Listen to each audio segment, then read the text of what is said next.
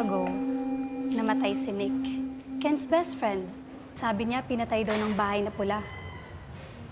Kaya ayun, sobrang convinced na siya na totoo daw talaga yung bahay. Bakit? Nakita daw niya mismo yung bahay na nawala si Nick ng ilang araw.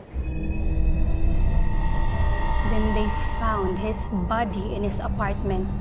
Sa loob ng ref nakasiksik yung katawan niya.